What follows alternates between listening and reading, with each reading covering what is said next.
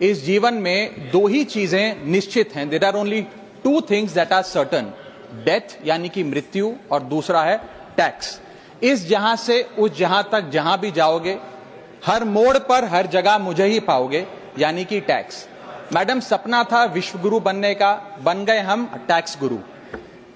और इतना टैक्स जो भारत की आबादी सरकार के खजाने में डालती है, उसके बदले सरकार जनता को देती क्या है, यह बहुत बड़ा सवाल है।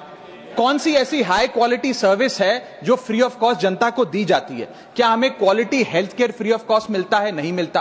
क्या हमें वर्ल्ड क्लास एजुकेशन मिलती है? नहीं मिलती। क्या हमें फ्री वर्ल्ड क्लास ट्रांसपोर्टेशन मिलता है? नहीं मिलता। क्या हाई क्वालिटी रोड्स मिलती हैं? अगर अच्छी हैं तो टोल टैक्स भरना पड़ता है। क्या 24 घंटे 7 दिन बिजली आती है? नहीं आती। तो इतना सारा जो टैक्स सरकार इकट्ठा करती है, उसका करती क्या है? इसीलिए मैं कहना चाहता हूं दैट वी इन इंडिया पे taxes like in developed countries to get services like in sub-Saharan countries. Madam, from the moment a child is born to the very moment his family mourns his death, the government is there at every step, not to help you but to tax you.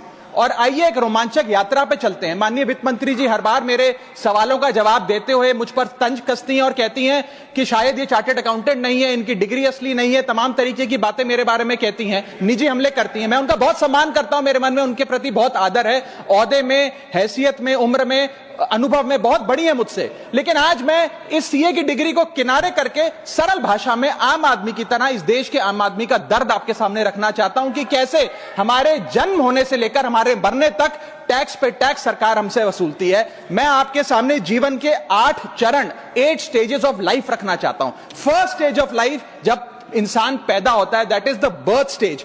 बच्चे के पैदा होने से पहले, उसकी आंखें खुलने से पहले जो उसको वैक्सीन लगती है, उस पर 5% जीएसटी लगता है। जिस अस्पताल में बच्चा पैदा होता है, उस हॉस्पिटल के कमरे के चार्जेस पर अगर 5,000 रुपए से ज्यादा का कमरा हो तो 5% जीएसटी लगता है। बेबी केयर के आइटम्स पे 5% जीएसटी लगता है। और अगर उसके माता पिता बच्चे के पैदा होने पर मिठाई बांटे तो मिठाई पर 5% और चॉकलेट पर 18%, 28% जीएसटी लगता है। दूसरा चरण जीवन का इन्फेंसी और चाइल्डहुड यानी कि बचपन। बचपन में बेबी फूड जो खरीदा जाता है उस पर 12 से 18% जीएसटी, डाइपर जो खरीदा जाता है उस पर 12% जीएसटी, बेबी स्ट्रोलर पे 5 से 12% जीएसटी, और जो खिलौने बच्चे को दिए जाते हैं उन खिलौनों पर भी 12% जीएसटी लिया जाता है। जब मुंडन होता है बच्चे का, पहला हेयर कट जिसे कहते हैं, उस हेयर कट की सर्विसेज पर भी 18% जीएसटी, और पहली बर्थडे पार्टी पर जो फोटोग्राफी होती है, फोटो खिंचवाई जाती है, उस फोटोग्राफी सर्विसेज पर भी 18% जीएसटी। यहां तक कि नामकरण की बर्थडे पार्टी जो की जाती है उस पर भी केटरिंग सर्विसेज से लेकर खान पर 18% जीएसटी सरकार वसूलती है। अब बच्चा स्कूल जाना शुरू करता है तो स्कूल जाने पर यूनिफॉर्म से लेकर जूतों, स्कूल बैग, लंच बॉक्स सब पर जीएसटी लगता है। 12% जीएसटी नोटबुक पर लगता है, 18% जीएसटी स्टेशनरी आइटम पर लगता है। और उसके बाद अगर कोई एक्स्ट्रा करिकुलर एक्टिविटी बच्चे को करनी हो, कोई म्यूजिक क्लास करनी हो या फिर कोई स्पोर्ट्स कोचिंग की क्लास वो ले, उस पर भी 18% जीएसटी देना पड़ता है। प्राइवेट ट्यूशन ले तो उस पर भी जीएसटी, और पहली साइकिल जो बच्चा खरीदता है उस पर भी 12% जीएसटी देना पड़ता है। तीसरी अवस्था जीवन की, टीनेज ईयर्स, ये वो काल होता है जो सबसे मस्त मौला टाइम होता है जीवन का, बेहतरीन बेफिक्री का। इसमें बच्चा, यंग जवान लड़का लड़की अपना पहला स्मार्टफोन खरीदते हैं, उस स्मार्टफोन पर जीएसटी लगता है। अगर महंगा हो, विदेशी हो तो इंपोर्ट ड्यूटी भी लगती है। फिर वो अपना फोन रिचार्ज कराता है, उस पर जीएसटी लगते हैं। ब्रॉडबैंड इंटरनेट का कनेक्शन लेता है, उस पर जीएसटी लगता है। नेटफ्लिक्स, स्पॉटिफाई या वीडियो गेम की सब्सक्रिप्शन लेता है, उस पर भी जीएसटी देना पड़ता है। और अगर अपने दोस्तों के साथ पिक्चर देखने बाहर जाए तो पिक्चर की टिकट पर जीएसटी, एंटरटेनमेंट टैक्स और पॉपकॉर्न पर भी जीएसटी अब लगने लग गया है। तो तमाम तरीके के सॉल्टेड कैरेमल पॉपकॉर्न पर भी सरकार आपसे जीएसटी वसूलती है। इस बीच जब आप 18 साल के होते हैं और पहली बाइक या पहला स्कूटर खरीदते हैं, उस बाइक और स्कूटर पर आपसे जीएसटी लिया जाता है, व्हीकल इंश्योरेंस पर जीएसटी लिया जाता है, और उसके बाद रजिस्ट्रेशन टैक्स और रोड टैक्स के नाम पर भी पैसा लिया जाता है। जीवन की चौथी अवस्था, fourth stage of life, higher education की। इस हायर एजुकेशन की अवस्था में आप यदि प्राइवेट कॉलेज में पढ़ रहे हैं तो प्राइवेट कॉलेज की ट्यूशन फी पर जीएसटी लगता है। हॉस्टल में रह रहे हैं या पीजी का रेंट भर रहे हैं तो उस पर जीएसटी लगता है। स्टूडेंट लोन की प्रोसेसिंग फी पर जीएसटी लगता है। किताबों से लेकर लैपटॉप तक जीएसटी लगता है। और अगर माता पिता संपन्न हैं और बच्चे को विदेश भेजते हैं पढ़ने के लिए तो फॉरेन रेमिटेंस पर टैक्स कलेक्टेड एट सोर्स सरकार लागू करती है। अब आते हैं पांचवी अवस्था पे, जब वो अपना करियर शुरू करता है। ये वो एज है जिसे मैं golden age of direct taxes कहूंगा। अब ये डायरेक्ट टैक्स के जंजाल में आदमी फंस जाता है इस उम्र में, जब उसकी पहली नौकरी लगती है। तो नौकरी में आमदनी अनुसार उसके स्लैब रेट के हिसाब से उस पर टीडीएस पहले काटा जाता है, मानो जेब काटी जा रही हो, और फिर इनकम टैक्स वसूला जाता है। जब पहली बार उसको पगार मिलती है, वेतन मिलता है, वो माता पिता या दोस्तों को बाहर खाने पे ले जाता है, पिक्चर दिखाने ले जाता है, उस खाने के बिल पर भी सरकार जीएसटी वसूलती है। और जैसे जैसे उसकी सैलरी बढ़ती है वैसे वैसे स्लैब अनुसार उससे इनकम टैक्स वसूला जाता है। इसके बाद आज वर्क फ्रॉम होम का कल्चर चल रहा है, तो वर्क फ्रॉम होम में इंटरनेट बिल्स हो, ब्रीफकेस हो, लैपटॉप हो, इन सारी चीजों की खरीद पर सरकार जीएसटी लेती है।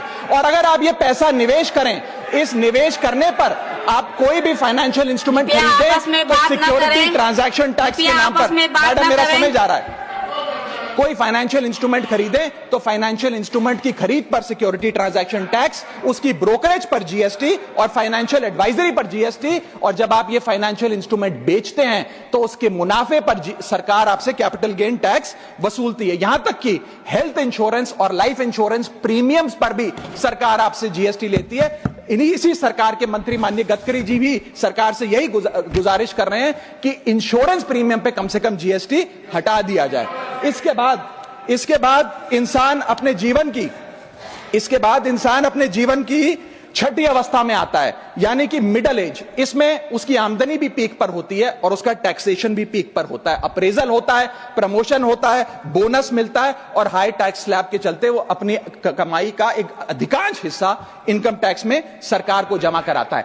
इस दौर में इंसान गाड़ी खरीदता है, घर बनाता है। जब गाड़ी खरीदता है तो जीएसटी देता है, रोड टैक्स भरता है, व्हीकल इंश्योरेंस पर जीएसटी भरता है, और जब गाड़ी लेकर शोरूम से निकलता है तो पेट्रोल डीजल पर वैट, सेस और एक्साइज ड्यूटी के नाम पर पैसा भरता है। जब सड़क पर गाड़ी चलाता है तो टोल टैक्स भरता है। फिर वो अपना घर भी खरीदता है, जमीन खरीदता है। जब जमीन खरीदता है तो स्टैंप ड्यूटी फीस सरकार को देता है। जब कंस्ट्रक्शन मटेरियल खरीदता है घर बनाने के लिए तो कंस्ट्रक्शन मटेरियल पे, चाहे वो सीमेंट हो, मार्बल हो, स्टील हो, उस पर जीएसटी देता है। उसके बाद जब कंस्ट्रक्शन सर्विसेज लेता है किसी बिल्डर से, ठेकेदार से, कॉन्ट्रैक्टर से, तो उस कंस्ट्रक्शन सेवाओं पर भी जीएसटी सरकार आपसे वसूलती है। और जब घर बन जाए तो एनुअल प्रॉपर्टी टैक्स और हाउस टैक्स के नाम पे आपसे पैसा लिया जाता है। और जब आपको पैसे की आवश्यकता पड़े और आप ये घर बेच दें तो कैपिटल गेन्स पर भी सरकार आपसे उस मुनाफे पे टैक्स वसूलती है।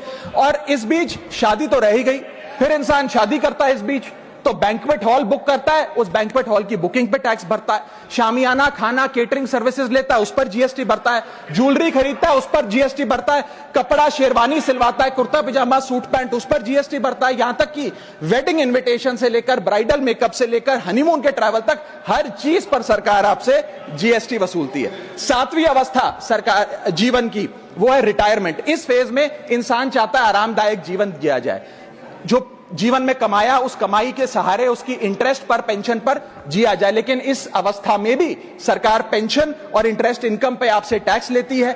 बूढ़ा हो जाता है, दवाई इलाज की जरूरत पड़ती है तो हेल्थ केयर बिल पर, दवाइयों पर आपसे जीएसटी लिया जाता है। लाइफ इंश्योरेंस और हेल्थ इंश्योरेंस प्रीमियम पर तो जीएसटी लेती है। और इस दौर में वो अपनी वसीयत लिखता है, फैमिली विल। उस फैमिली विल पर जो लीगल फीस देता है, उस लीगल फीस पर भी उसे जीएसटी देना पड़ता है और स्टैंप ड्यूटी देनी पड़ती है। और आठवीं जीवन की अवस्था, यानी कि जीवन की समाप्ति, जब उसका स्वर्गवास हो जाता है, उसके जीवन का अंत हो जाता है, यहां भी सरकारें उसका साथ नहीं छोड़ती।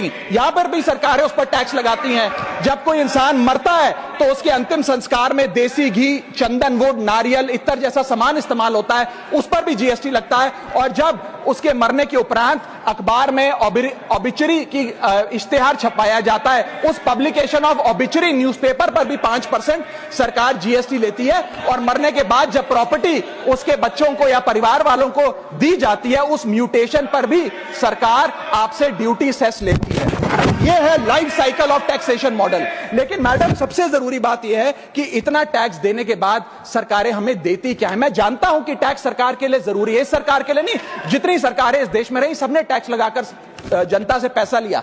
टैक्सेस वास्तव में जरूरी हैं, लेकिन सवाल यह है कि क्या ये टैक्सेस हमारी इकोनॉमी को बढ़ा रहे हैं या हमारी इकोनॉमी को खा रहे हैं? क्या इससे हमारी जिंदगी बेहतर हो रही है या हमारी जिंदगी बदतर हो रही है? इतने टैक्स लगाने की वजह से आज हमारी आमदनी घट रही है, इस वजह से खपत गिर रही है, कंजम्पशन गिर रही है, डिमांड नहीं बढ़ रही है और प्रोडक्शन गिर रही है। इस वजह से पूरा इकोनॉमिक साइकिल जो हमारा इकोनॉमी का चक्का है वो धीमा हो गया है। मैडम, इस देश में, बस समाप्त कर रहा हूं, इस देश में मैं मेरी पार्टी के टाइम से आप ले लीजिएगा, मेरी पार्टी के टाइम से ले लीजिएगा। मैडम, इस देश में 80 करोड़ जनता 5 किलो फ्री राशन के सहारे जी रही है। आपको जान के अचंभा होगा, इस 80 करोड़ जनता से भी ये सारा जीएसटी लिया जाता है, दिन प्रतिदिन लिया जाता है, जो आज मैंने पढ़ के सुनाया। सिर्फ अमीर नहीं, गरीब से गरीब आदमी भी जीएसटी देता है। और अंत में मैं बस इतना ही कहना चाहूंगा कि क्योंकि इतना टैक्स लगा लगाकर सरकारें जनता का खून चूसती हैं, उस वजह से आज एफएमसीजी की सेल्स घट रही हैं, एफएमसीजी के स्टॉक गिर रहे हैं,